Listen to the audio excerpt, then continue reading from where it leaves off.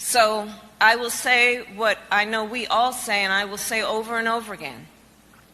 The United States stands firmly with the Ukrainian people in defense of the NATO alliance. So that was Vice President Kamala Harris giving a speech to the DNC Winter Conference, stating that the United States needs to protect Ukraine because it's in NATO. Obviously, Kamala Harris has not gotten the memo. She hasn't been briefed by her script writers, by her puppet masters, that Ukraine is not in NATO. It's nowhere close to being a member of NATO, though they pushed Zelensky to run around and pretend that Ukraine's going to get in NATO. That is just not the case. Ukraine is also not in the European Union, and I'll get to that in a bit, but it is 9:30 in Athens. That means it is 9:30 in Kiev and 10:30 in Moscow, and I thought I would give a quick update what's going on in Ukraine with Russia and the military operation there, as well as talk a little bit about Iraq and Venezuela, two things that happened yesterday there as well. But let's go back to Kamala Harris and her little speech, which is interesting because, okay, Kamala Harris is not the sharpest knife in the drawer. We all know that. Everyone knows that. But it's interesting that she believes that Ukraine is in NATO because when you take a step back and you see everything that's taken place, the military operation, the economic war, the media war, the hysteria to ban everyone that tries to cover this story from an objective perspective, or even from a Russian perspective, the fact that the Biden White House has, and the European Union, they've levied sanctions on Russia, unprecedented sanctions on Russia, that will sink not only will hurt the Russian economy, but will sink the European Union and will really give the U.S. economy a lot of trouble going forward.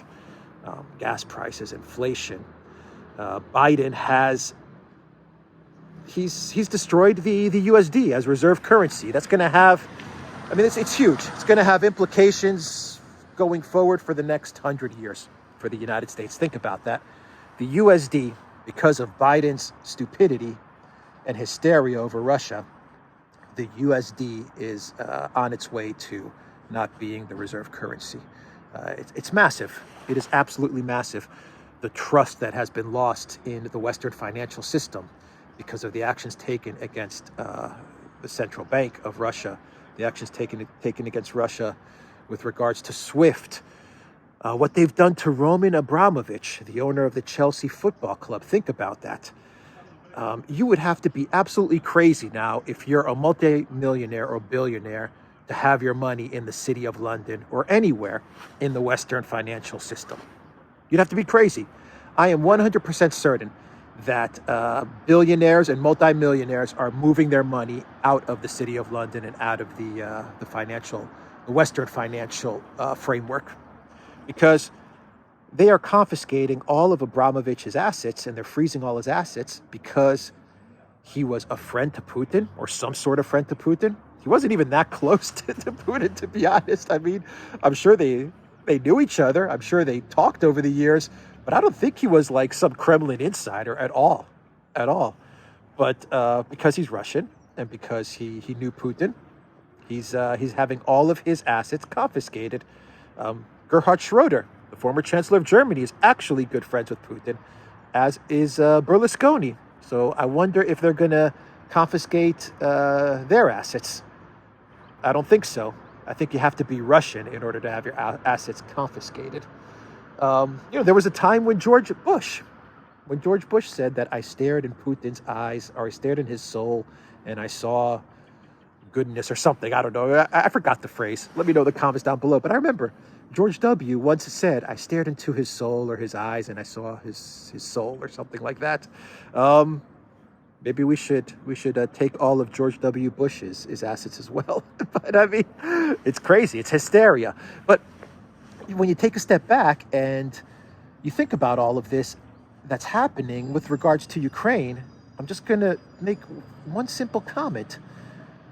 All of this is happening, the destruction of the entire West, the destruction of of the Western financial system, of Western institutions, of the USD, of the European Union, gas prices, energy prices, inflation, food prices, all of this that's just it's all gonna go to hell, right, in the next 2-3 years. And all of this is being done for Ukraine, which is not in NATO and not in the European Union. Think about that. They are not in NATO and they're not in the European Union. And no one ever asked the question, why is the European Union ready to self-destruct for a country that's not in its union? Why is the United States self-destructing? Why is Biden self-destructing for a country that is not in NATO? You know, we all understand the geopolitical implications, absolutely. We all understand that these Davos loonies, they believe they're going to institute some sort of regime change in Russia, and they're going to finally get Putin. We understand that. We understand that they want to balkanize Russia and break Russia apart. We understand that they want the resources that Russia has. You know, we get it. I think everyone understands the geopolitical game at play. We also understand that there's a great reset component in all of this. Absolutely.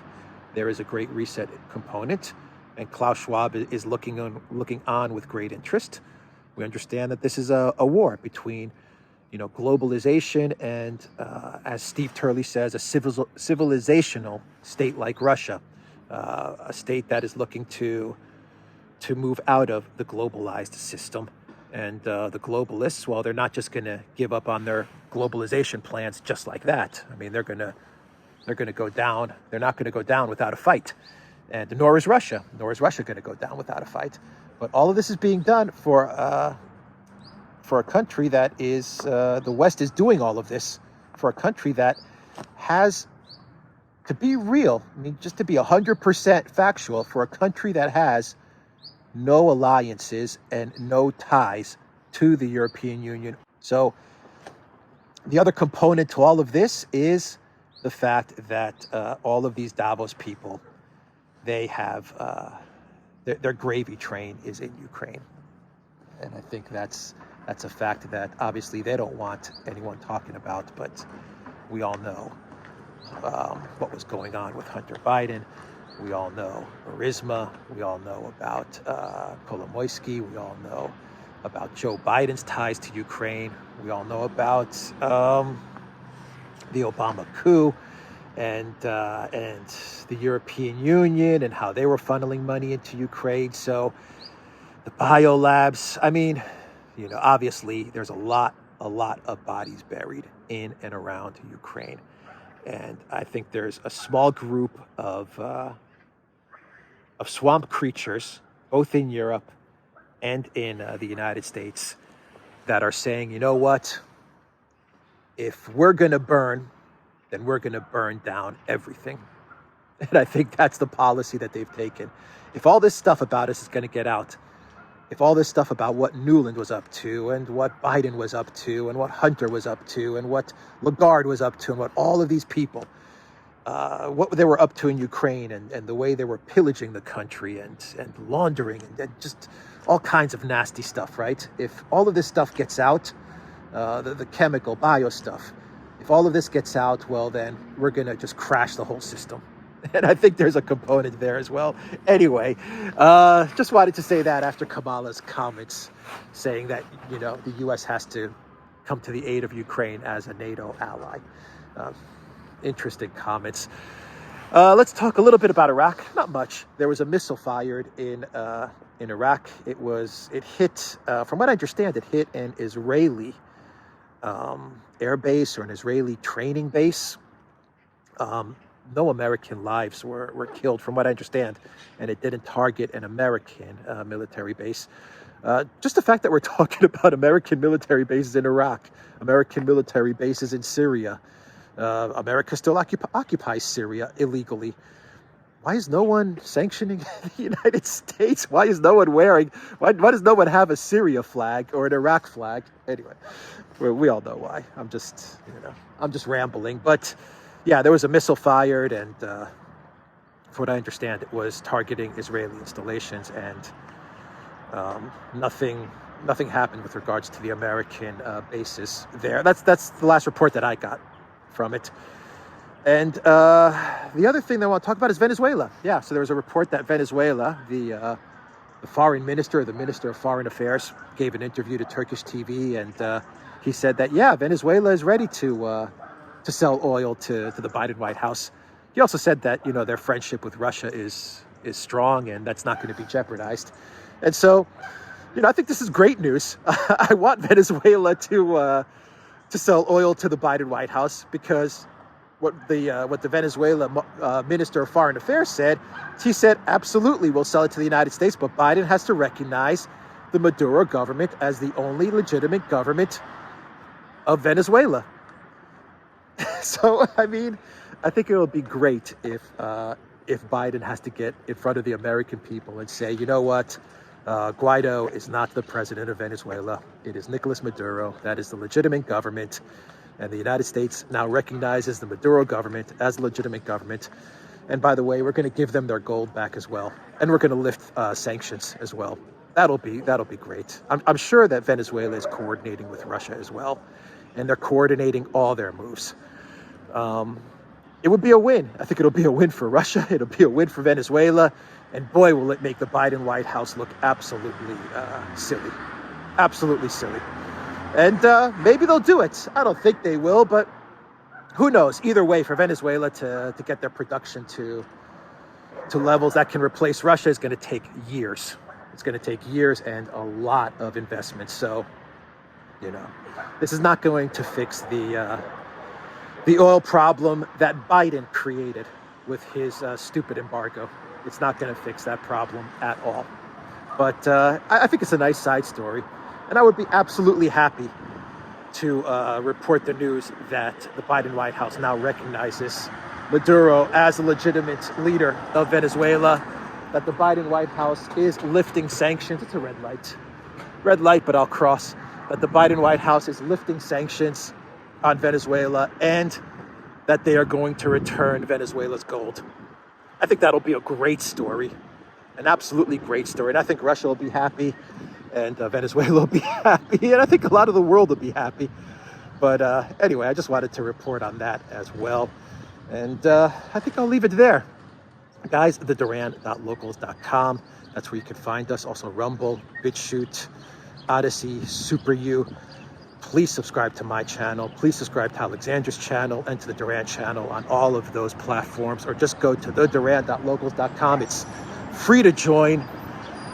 Find us there, because obviously all this hysteria is ramping up, and you know, who knows what's going to happen. Oh, here's one more story, by the way. One more story that everyone needs to keep an eye out for is Mariupol. There's a lot of chatter. I don't know if it's reliable or not. I mean, it's just ramping up. I'm not going to say it's confirmed, because I can't confirm a lot of what I'm hearing.